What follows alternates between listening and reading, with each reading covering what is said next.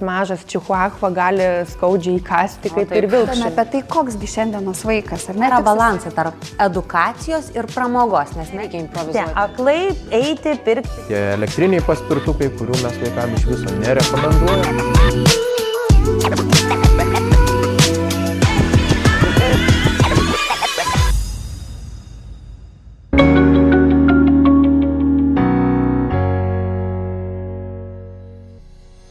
Nėštumas yra ypatingas laikotarpis šeimai, netgi stebuklingas. Tačiau šis laikotarpis kupinas ne tik džiugių emocijų, bet ir nerimo epizodų. Šiandien laidoje kalbėsime, kaip moteriai svarbu rūpintis ne tik savo fizinę sveikatą, bet ir emocinių palaikymų, bei kaip pasiruošti gimdymui. Apie tai pasakos mūsų šiandienos viešnia. Labą dieną, Dalia. Labą dieną. Visų pirma, norėčiau paklausti apie dulas ir jų vaidmenį šeimos gyvenime. Kuo jos svarbios ir kaip padeda šeimoms? Tai dula tai yra moteris, kuri teikia nemedicininę pagalbą šeimoms, kurios laukiasi, ruošiasi gimdyti gimdymo metu ir laikotarpiu po gimdymo. Tai mes esam galvos glostytojas ir mes palaikom mamas emociškai, padedam joms surasti atsakymus, palydim jas ir svarbiausia yra įgalinam, kad jos patiki savimi ir kad jos gali viską. Kaip jūs nusprendėte tapti dula? Labai įdomu ta jūsų kelionė asmeninė. Tai iš asmeninės patirties, kadangi man pačiai norėjosi gimdyti su dula, o iš Vilnius atvažiavus gyventi Radvilišky, Šiaulių rajone, aš tokios neradau. Ir buvo toksai klausimas, negi niekam nesinori gimdyti su dula. Ir pradėjau mokytis ir iš pradžių pasibaigiau pogimdyvinės dulos mokymus, o šiuo metu jau baigiau ir gimdymo dulos mokymus, atlikau praktiką ir galiu važiuoti į gimdymus ir padėti moterims Šiaulių rajone ir apskritai. Kai kalbame apie nėštumą, apie vaikus, temų yra įvairovė, bet labai mažai iš tikrųjų kalbame apie pasiruošimą dar tik, ar ne, tapti tėvais, apie tą laikotarpį iki nėštumo, apie ką pamiršta pagalvoti šeimos. Manau, kad su nemažai šeimų esate susidūrus ir patirties jau turit. Emocinis pasiruošimas. Aš manau, tai yra svarbiausia. Kažkaip įsivaizduoja, kad šita šeima labai bus smagu viskas ir gražu ir visi vis klausia kada. Bet kad tai yra didžiulis laukia pokytis šeimos ir reikia visų pirma pasižiūrėti, ar mes esam pasiruošę emociškai, ar mes esam stipri pora, ar mes praeisim tą kelią, nes tai yra didelis pokytis ir reikia pasiruošti. Fizinis kūnas taip yra labai svarbu, bet ir emocinis. Kas aš esu per žmogus, kaip mes būnam dviese, kaip mes būnam sunkiose situacijose, tai irgi yra labai svarbu. Kiek vyrai svarbus jaučiasi šitoj kelionėje? Labai gera stebėti, kaip mokymuose vyrai paskui po mokymų jau sako, galvojau, kad aš gimdyme nieko negalėsiu padėti, o dabar aš matau, kad aš esu pagrindinis, kuris galiu padėti, tai tas yra labai smagu ir mamos irgi sako, na va, tai aš galėsiu atsipalaiduoti, o vyras jau ten tegu dirbs per gimdymą. Tai šitas labai smagu matyti ir stebėti vyrų tą galvos pokytį galvoje. Nes vyrui svarbu suprasti, kad jis yra ta emocinė pagalba gimdymo metu. Nesėdėti kampe neskrolinti, o būti tikrai su moterimi gimdymo metu. Buvo smagu kartu pasigaminti vaiką, tai pabūkime ir gimdymo laikotarpiu. Plius labai svarbu yra pogimdyvinis laikotarpis, kad jie žinotų, kas gali būti mamai, kodėl taip gali būti mamai, kokie pokyčiai vyko jos galvoje ir jos kūne, kad jisai galėtų atliepti ir nepalikti jos vienos. Tai turi žinoti, kas bus, taip, kad galėtum padėti. O kiek prieš pastojant yra svarbu darna šeimoje, kad būtų tos emocijos tokios gražios, geros, kad tas vaikutis neužsimegstų kažkokiam chaose arba dar nežinomybėj. Labai svarbu. Ir žaviuosi poromis, kurios eina į santuokos pasiruošimo kursus. Aš manau, kad tai yra privaloma. Kiekvienai šeimai būtinai praeiti santuokos pasiruošimo kursus visų pirma, kad gebėtum pažinti vienas kitą artimiau. Kodėl? Kodėl toks akcentas į kursus būtent?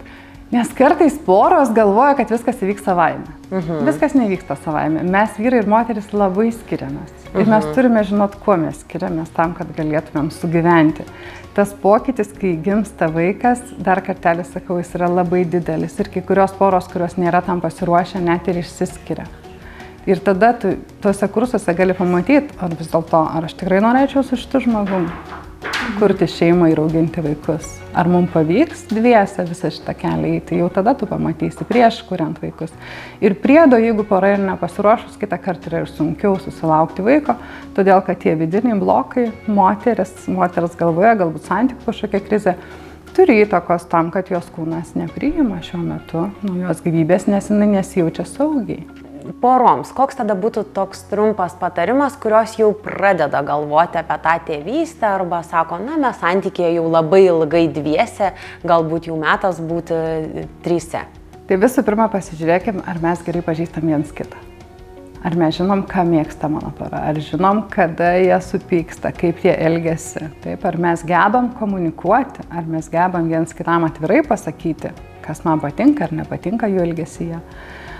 Plius reikėtų pasigalvoti, o kaip mes tą tėvystę eisim. Ar mes mokysimės kartu, ne, jeigu kažkokie kursai, kokius kursus mes rinksimės, kur mes ieškosim pagalbos. Tai visą tai jau reikia apgalvoti dar prieš pradedant galvoti apie vaikus. O apie vaikų auklėjimą, pavyzdžiui, nežinau, apie skiepus, apie ugdymą, nežinau, yra tokių dalykų, su kuriais galbūt tu susidursi tik vėliau, bet ar verta prieš susilaukiant vaikų jau kažkokias gairias turėti? Žinoma, visko mes neapgalvosim, bet vis tiek visi tavo jau matom, bet tose ir santuokų kursuose tu pamatysi, kur mūsų požiūrių sutampa ar ne, kur sutaps apie auklėjimą vaiką, taip, kokia mūsų bus tolimesnė vizija dėl skiepų, dėl gydytojų, dėl raidos visų etapų. Tai irgi su laiku ateis tie klausimai, tų klausimų, kuriuos reikėtų aptarti, yra begalės. Ir dažniausiai jau vis tiek ateina, kai jau laukęs, tai tada jau aiškiau būna, kokias klausimus reikės aptarti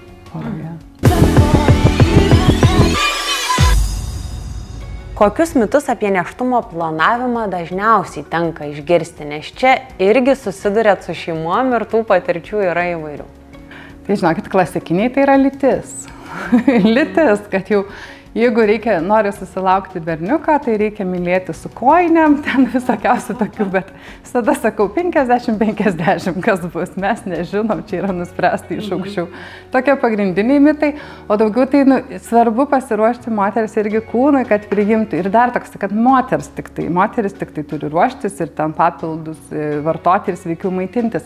Iš tikrųjų ir vyras turi apie tai pagalvoti prieš pradedant vaikui, bent 3 mėnesius nevartoti alkoholio, rūkyti, sveikiau maitinti, sportuoti, kadangi sperma atsinaujina kas 3 mėnesius, tai va tą šviežią vaisių, taip, sėklą ir paduoti moteriai. Tai reikia ruoštis ir vyram, ne tik moteriai. Aš esu girdėjusi, kad pora, sakykime, kuriai nepavyksta susilaukti vaikučio ar nusprendžia, nežinau, organizmo valymus ar taip pačiai nevartoti alkoholio, rūkalų ten metus ar kiek laiko. Ir ar iš tiesų padeda šitie atvejai, tokie bandymai? Blogiau nebus. Blogiau tikrai nebus ir tai tikrai bus į naudą. Į naudą tiek jum patiem kaip žmonėm, tiek ir būsimam vaikučiui. Kuomet poros jau turėtų kreiptis į dulą? Na, tos poros, kurios svarsto tokią galimybę, ar ne? Ar prieš pastojant jau susitikti, pabendrauti, ar besilaukiant, ar prieš pat gimdymą? Jūsų kokia patirtis? Dažniausiai mus kreipiasi, kai jau laukiasi. Dažniausiai, bet žinoma, jeigu turi klausimą apie tai, kaip pasiruošti, taip, pačiam susilaukimo momentui, tai jau galime pradėti komunikuoti ir bendrauti. Mes padedam atrasti atsakymus į klausimus. Neatsakom, bet padedam rasti atsakymus. O jau kai laukiasi, tai jau tuomet kreipiasi ir jau mes pradedam planuoti tą mūsų kelionę, kaip mes keliausim į tą pogimdyvinį laiką iš tikrųjų. Ar čia bendraujant daugiau dalyjat patarimus kažkokius, ta prasme, žmonės ateina su lūkesčiu kažką išgirsti, kad jūs tiesiog pavesit toj kelioniai, ar dažniau patys jau tiksliai žino, ko nori, kaip gimdys, kokios galimos opcijos ir panašiai? Labai įvairiai. Labai įvairiai. Tikrai vieni ateina nieko nežinodami, kiti jau aiškiai žinodami ir nori tada sutarti tam tikrus žingsnius, jeigu jie turi patirties, pavyzdžiui. Tai dažniausiai vis tiek ateina tie ir pirmo susitikimo metu mes ir aptariam, kokie būtų lūkesčiai iš manęs, kaip jie įsivaizduoja, kaip visą tai turėtų vykti ir mes apsitariam tą mūsų kelionę ir tiesiog pagal šeimos poreikius, nes būna labai įvairiai. Ar tai būna dažni susitikimai? Na, įsivaizduokim, kad pasakojam žmonėm, kurie visiškai nieko nežino apie tai, kaip atrodo tas dalyvavimas pačios dulos nėštumo kelionėje ar gimdymo. Taip, tai kadangi mes irgi dulos turim gyvenimus ir kitų veiklų, dažniausiai būna toksai paketas, kad mes susitinkam 3 kartus prieš gimdymą, tuomet tai yra buvimas gimdymo metu ir bent 2 susitikimai po gimdymo laikotarpio. Tai va, tokie 3 iki gimdymo dažniausiai vyksta susitikimai. Ar dulas renkasi žmonės, kurie dažniau pirmą kartą laukiasi, ar kaip tik tie, kurie galbūt pirmą kartą paramos ir palaikymo neturėjo ir nori geriau jaustis kitą kartą? Vėlgi labai įvairiai tikrai būna ir tie, kurių pirma patirtis buvo prasta ir jie tada galvoja, tikriausiai galima kitaip ir jie pradeda domėtis, kaip kitaip jie susiranda dulas. O kitigi taip žino apie dulas jau ir tiki, kad gali padėti galbūt iš tos didelės baimės, iš to nerimo ir nežinojimo, kaip čia viskas bus. Tai jie tuomet jau kreipiasi tam, kad įsikvėpti tos drąsos keliauti, nes tai yra didžiulė nežinomybė, tu nežinai, kaip bus. Kas dažniausiai būna aktualu poroms, kokių klausimų sulaukiat? Oi, visokiausių. Pagrindinis iš tikrųjų, kaip bus tas gimdymas, koks tas pats procesas, kadangi, pavyzdžiui, vyrai, jie mėgsta instrukcijas, tai jiem reikia žinoti visą gimdymo procesą, kas bus, kada bus ir ką aš turėčiau daryti tuo metu. Taip pat tai ir pasakoju tuo metu. Moterimgi būna dažniau toksai nerimo, baimių numalšinimas, ieškom, iš kur tos baimės kyla, ar jų kūnas atsipalaidavęs ar ne. Vat, moteris labiau per emocinį eina, o vyram reikia aišku instrukcijų. Tai būna ir ką tame daryti. Tai su porom dirbti labai smagu, iš tikrųjų ir įdomu, nes tenka ir emocijas peržiūrėti, ir techninius dalykus aptarti. Turbūt su nėštumu pačiu moteris kažkaip lengviau susitaiko, nes pokyčiai pamažu, ar ne? Bet tikrai didelė dalis moterų bijo gimdymo. Kaip čia padedat pasiruošti tam ypač pirmą kartą būsinčiam gimdymui? Taip, aš visuomet joms sakau, tai bijot gimdymą, bet gimdymas yra lengviausia dalis. Jinai truks maksimum 24 valandas, o jau paskui reikės auginti vaiką ir čia jau visi smagumai. Tai kas padeda, jeigu mes bijom? Tai visų pirma yra žinios. Kai tu žinai, kas su tavo kūnu vyksta, kas gali su juo vykti, jau tu esi ramesnis. Tai va, ta baimė dažniausiai mes per tą ir einam, per tą žinias, per pasakojimą, kas vyksta su tavo kūno gimdymo metu. Ir jau tuomet moterim baimė šiek tiek apmažėja. Ir plus kiekvienos atskirai aptarinėjom, ko jinai būtent bijo. Galbūt jinai bijo personalo ligoninės, tuomet mes aptariam būdus, kaip galbūt nusiraminti, galbūt nuvažiuoti apsižiūrėti ligoniniai. Tai vėlgi kiekvienos baimės mes ir aptariam, ko jinai labiausiai bijo. Ar tos poros, kurios nori, kad jūs dalyvautumėt gimdyme, turbūt vis tiek ir vyras taip pačiai lydi, ar ne? Ir tiek dula, tiek vyras lydi moterį šitą kelionę. Taip, tuomet jau būnam 3 komanda, kai būna moteris ir vyras, kartu ir dar dula, tai dula dažniausiai dulauja vyrui. Tai yra nukreipia vyrą ir va taip, va dabar gali daryti, parodo ir jisai tuomet irgi jaučiasi, kad susitvarkė per gimdymą puikiai, nes jį tiesiog nukreipia. O jeigu būnam jau tik tai 2, tai tuomet jau visa būni moteriai, o bet kai jau 3, tai tada labiau vyrui. Ar nebūna moteriams, kad pasikeičia tas noras? Tu atrodo, galbūt galvoji, kad norėsi to palaikymo, bet atėjus tam momentui galbūt tu jauti, kad tu nori būti viena ir tau nieko nereikia.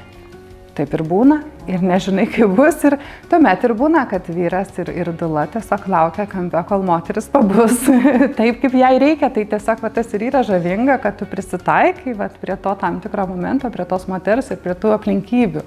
Niekada nežinai, kaip bus, tai tenka greitai prisitaikyti ir būna labai įvairiai, tai būna, kad nenori, kad nieks liestų, būna, kad nenori, kad, tarkim, vyras ateitų, galbūt, kad žodžiu, būna tikrai labai įvairiai ir tada prisitaikai. Na, o po gimdymo, ar dar kažkiek atvažiuojat, pabūnat, ar čia irgi yra jau susitarimo kažkaip reikalas? Tai dažniausiai bent 2-3 kartus susitinkam. Jeigu yra galimybė ir poreikis, atvažiuojam, susitinkam dar ligoninėje, jeigu yra kažkokių klausimų kyla. Šiaip tai yra personalas nuostabus ir atsako į visus klausimus, bet jeigu reikia, atvykstam. Na ir tuomet tas jau laikas grįžus namo. Tai dažniausiai pati pirma savaitė būna tokia jau, kai labiausiai reikia, kai daugiausiai klausimų būna, ar prausimas, ar rengimas, ar žindymo klausimai. O paskui jau po kokio mėnesio, kai jau tėvai taip apsipranta, jau maždaug kažkokia rutina liktai atrodo jau yra ir tuomet tai vėlgi nauji klausimai apie raidą yra ir dar kartelę susitinkam ir dažniausiai ir uždarom tą jau mūsų ciklą, bet palaikymą žinutėmis vis tiek išlieka. Ką patartumėt moterims, kurios laukiasi pirmą kartą, bet jaučia labai didelį nerimą ir dėl tos nežinomybės susipina turbūt viskas. Ir tas žinojimas, kad tavo gyvenimas negrįžtamai pasikeis ir nerimas dėl paties vaikučio, ar viskas bus gerai, ar aš sugebėsiu pagimdyti, ar jis bus sveikas. Vat, ką patartumėt moterim, kurios, itin daug nerimauja? Kreiptis pagalbos. Kreiptis tai yra kalbėti.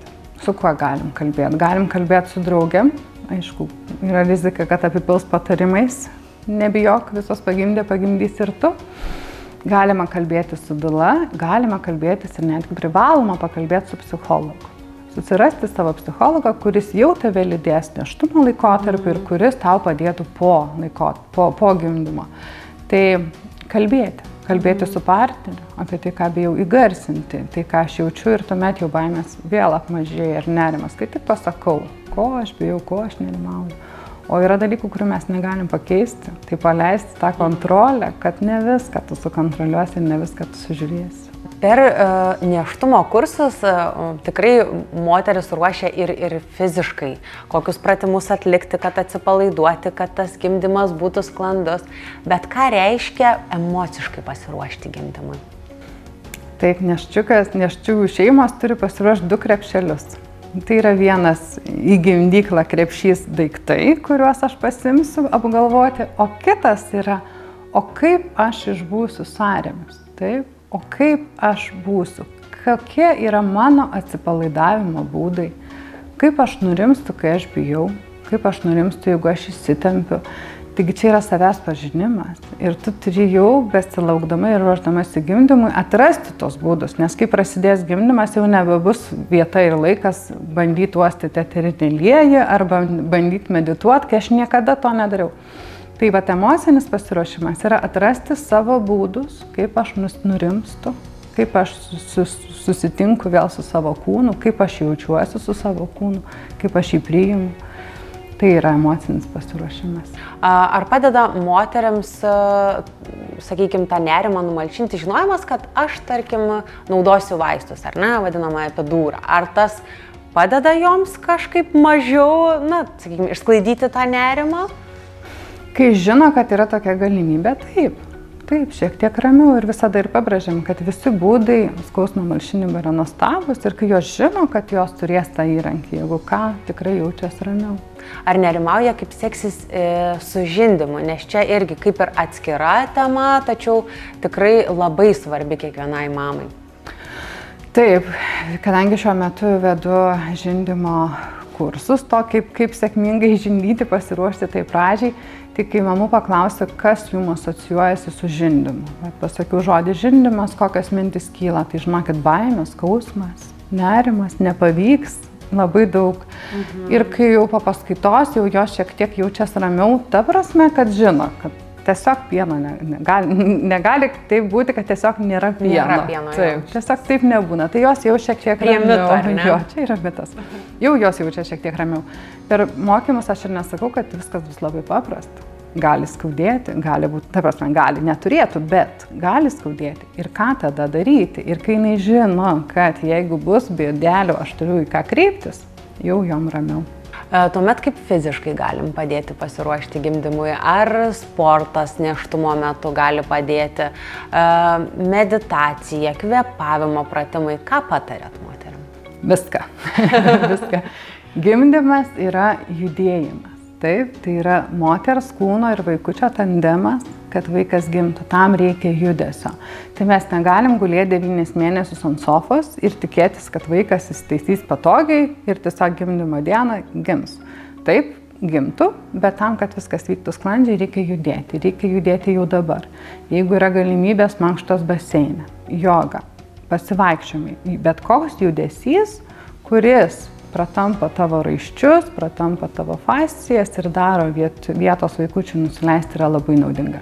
Meditacija, žinoma, kadangi sąrėmio metu moters tikslas yra išeiti, kaip sakau, į kosmosą, atsipalaiduoti, išjungti savo protingas smegenis, kiek yra įmanoma.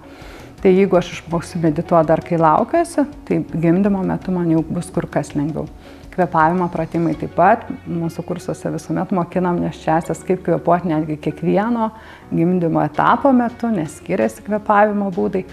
Aišku, per gimdymą, sakau, svarbiausia yra kvėpuoti. Svarbiausia nepamiršti kvėpuoti, bet per gimdymą jau nelaikas mokytis kvėpuoti. Tai dėl to mokinamės jau dabar. Tai viskas - judėjimas, meditacija, kvėpavimas. Plus yra tokios praktikos kaip spinning babies, kur yra tam tikri pratimai, kurie paskatina vaikutį įsitaisyti patogiai moters kūne, būtent pasiruošti gimdymui. Kaip pats judesys gali padėti jau gimdymo metu, kai prasideda, sakykime, pirmieji sąrėmiai? Ar geriau pagulinėti, dar patausoti jėgas ir ramiai pabūti, ar jau galima pradėti vaikščioti, judėti? Priklausomai nuo poros metų. Jeigu tai yra naktis, tai geriau dar šiek tiek pasnausti. Bet judesys yra būtinas ir dažniausiai moteris kviečiu pajusti savo kūną. Kur aš jaučiuosi patogiai to sąrėmio metu, taip ir judu. Kur man mažiau skauda, reiškia, taip patogiau vaikučiui eiti. Ir judėti yra būtina, nes vaikutis turi įsistatyti. Jisai dirba didžiulį darbą, kurio mes nematom. Taip, jam reikia atrasti pačią geriausią pozą, kad jisai išeitų patogiai. Tai jeigu nebus judesio, vaikui bus sunku įsistatyti pačiam. Tai judesys yra labai svarbus jau nuo pat pradžių, bet žinoma, jeigu naktis, tai galim dar šiek tiek pasnausti. Gal dar ir kūdikėlius, ar ne, šiek tiek nusnūs. Taip, dar pailsės prieš susitikimą. Kokių mitų esat girdėjusi arba vis dar tenka griauti susitinkant su moteriam, kalbant jau apie nėštumą ir gimdymą patį? Tai vieni tokių, klasikinių, tai yra nedažyti plaukų, kad negalima dažyti plaukų. Iš tikrųjų, šiais laikais jau dažai yra nebekenksmingi, sako, neima dažai plaukų, būna tokių, kad negalima skalbti užuolaidų, valyti langų, tai čia dėl ko taip yra, tai sakau, nes jeigu būsi viena pakelsi aukštai rankas, gali susisukti galva ir gali nukristi. Va tokie pagrindiniai tikriausiai mitai, o apie patį gimdymą, tai kad, žodžiu, jeigu mamai buvo labai sunku gimdyti, ten siauras dubuo, tai ir tu nepagimdysi, tai iš tikrųjų irgi nėra tokių jau taisyklių griežtų. Ar nesako, kad vaikutį nužiūrės, jeigu ten pirmą mėnesį įsileisi kažką ten į namus, vaikutį nužiūrės, dar šitą teko girdėti? Būna ir tokių, arba pavyzdžiui, kad ėda rėmuo, tai reiškia labai garbanuoti ilgi plaukai pas vaiką, ir tokių visokių yra. Bet iš tikrųjų tokių taisyklių nėra ir mes negalim čia netikėti tų močiučių pasakojimais, kaip būdavo seniau, tai ne visada suveikia. Kaip sakant, senovės išmintim jau kas liečia gimdymą, nėštumą geriau nesikliauti, ar ne? Jau geriau ir galbūt turbūt ir forumuose geriau per daug neskaityti, ar ne? Nes ten irgi gali būti begalės istorijų ir... Taip, jų forumai yra gerai, ypač pagimdyvinių laikotarpių, kad palaikom vieną kitą, bet ypač jau kai artėja gimdymo terminas, tai mamom sakau, geriau neskaitykit, kadangi dažniausiai pasipila kažkokios sunkesnės istorijos, taip, ir visokie patarimai, o kaip tik rekomenduoju susirasti literatūrą, kur yra prašomos pozityvios gimdymo istorijos ir tegu jau skaityk geriau tas pozityves gimdymo su šypsena istorijos ir įsikvėpti, kad ir man taip pat bus. O kaip svarbu šioje kelionėje moteriai, sakykime, būtent moteriškas tas palaikymas, artimųjų draugių, moterų ratų, ar mamos palaikymas? Ryšys su mama irgi labai svarbus, kartais tiesiogiai veikia gimdymo netgi pradžią, jeigu yra kažkokios nuoskaudos užsilikusios. Ir žinot, moteris su moterim galim pakalbėti atviriau, kadangi vyrai gali nesuprasti, ką tu čia taip emocionaliai galbūt ir netaip supras. O jau moteris, tai mes galim labai atvirai pabendrauti ir jeigu, tarkim, atėjo terminas ir jau pergyvena, niekaip neprasideda gimdymas, tai labai rekomenduoju, pavyzdžiui, susitikti su draugėm, yra nuostabus ritualai kaip prausynos, jeigu yra galimybė, jeigu ne, tai tiesiog susitikti su draugėm ir taip nuoširdžiai išsijuokti, nuoširdžiai išsiverkti ir kaip mat įsivažiuoja gimdymo procesas, kai paleidi visas emocijas, tai prie draugių, prie mamų vis tiek šiek tiek lengviau atsipalaiduoja. Svarbiausia moterims atsipalaidavusioms laukti, ar ne, viso proceso. Taip. Nes jeigu lauksim su įtampa, tai tikėtina galbūt nebus taip sklandu viskas, ar ne? Taip, kadangi gimdymo takai, kas yra raumenis, ne? Ir jeigu aš esu įsitempusi visa, tai ir mano raumenis bus įsitempę. Kuo aš labiau atsipalaidavus, to lengviau visas ir procesas eina. Taip visuomet ir gimdymui, ir pogimdyviniam laikotarpiu akcentuoju, atsipalaiduoja. Ar žindymas, ar gimdymas, atsipalaiduoja. Taip, paleidžiam kontrolės, paleidžiam viską. Jūs būrėte moteris, nėštukes ir vedate kursus. Tai labai įdomu, truputį papasakokit apie pačius tos kursus. Kokius klausimus apžvelgiat, kokios temos yra svarbiausios, kiek laiko trunka kursai? Temų yra begalės ir atrodo galėčiau kalbėti su tom mamom, bet tai kursus kviečiu, pavyzdžiui, 9 susitikimų kursai, taip simboliška, 9 mėnesių, 9 susitikimai. Tai ką mes aptarinėjom? Tai tarkim pokyčiai nėštumo metu, taip, kokie emociniai pokyčiai laukia, gimdymo procesas, pats kaip po procesas, tada yra nemedikamentinio nuskausminimo būdai, ką aš galiu veikti per sąrėmius, kad savo padėti. Tai yra laikotarpis po gimdymo, taip, tai yra žindymo paskaita, tai yra kūdikis ant rankų, kas toliau, kadangi pas mamas būna milijonai klausimų, tai irgi reikia žinoti. Tai va tokie pagrindiniai dalykai, kuriuos mes aptarėme kursų metu. Ar į kursus ateina tik moteris, ar ateina kartu su vyrais? Ateina kartu su vyrais ir labai gera stebėti, kadangi mokomės ir kvėpavimo pratimų, tai labai gera stebėti, kaip jie kartu puškuoja, kartu kvėpuoja ir mokosi, kaip reikės kvėpuoti. Ir sakau dar kartelį, labai gera stebėti, kaip jie džiaugiasi, pamatę, kad jie galės padėti moteriai. Tai labai džiaugiuosi, kai ateina poros ir kitos, kurios būna be vyrų, sako, kaip gaila, kad nebuvo. Taip norėčiau, kad ir jis tai būtų sužinojęs. Ypatingai, pavyzdžiui, laikotarpis po gimdymo, kai moteriai, tarkim, būna emociškai sunkiau. Tai vienas vyras, kuris žino, kad jinai gali 10 dienų verkti, jisai reaguos normaliai, o tas, kuris nežino, sakys, ko tu čia žliumbi. Taip. Tai labai svarbu, kad ir vyrai išgirstų tą informaciją. O kokie įgūdžiai labiausiai iš kursų, sakykime, išsinešti padeda tiek nėštumo, gimdymo laikotarpį, tiek jau ir kai vaikelis atsiranda šeimoje? Tai bent jau pačių mamų atsiliepimuose tai akcentuojama, tai yra tie judėjimo pratimai, nemedikamentinio nuskausminimo būdai, kur sakiau pasiruoštą kitą krepšelį, tai jos jau nuoširdžiai su pora dažniausiai ruošiasi. Tai yra kvėpavimo pratimai, kuriuos jos išmoksta, kaip reikės stumimo metu kvėpuoti. Ir žindymo. Tokie klausimai būna pagrindiniai, kur jau išsineša. O šiaip jos dažniausiai išsineša tą bendrystės jausmą, tą juoką, kur visą vakarą, visos kartais paverkiam, kartais pasijuokiam. Tai šitą irgi išsineša, kad nuostabi patirtis buvo praleisti tą laiką kartu su tokiam pačiom kaip aš. Ką jums pačiai reiškia lydėti moteris, ne tik moteris, šeimas turbūt galėčiau sakyti, šio ypatingoje kelionėje? Man tai yra didžiulis džiaugsmas, kadangi pati 3 vaikus gimdžiau su šypsena, tai atrodo gimdyčiau, bet juos reikia ir užauginti. Tai dėl to man labai gera matyti tas moteris, kurios taip iš tokių nedrąsių, tokių ar man pavyks, aš bijau, po gimdymo tiesiog pražįsta, nes jos padarė. Jos tai padarė. Tai va įgalinti tą šeimą, patikėti, kad jie gali, kad viskas yra įmanoma, tai toks didžiausias džiaugsmas turbūt tame lydėjime. Mūsų žiūrovėms, kurios galbūt dabar laukiasi ir norėtų susitikimo su Dila arba norėtų sudalyvauti kažkokiuose moterų ratuose, kur ieškoti informacijos? Tai geriausia ieškoti informacijos yra mano Instagramo paskyroje Motinystės tėkmėje arba Šeimos erdvės saulė.lt puslapyje, ten yra registracijos forma, tai galima susisiekti su manim per ten. Ačiū labai už pokalbį.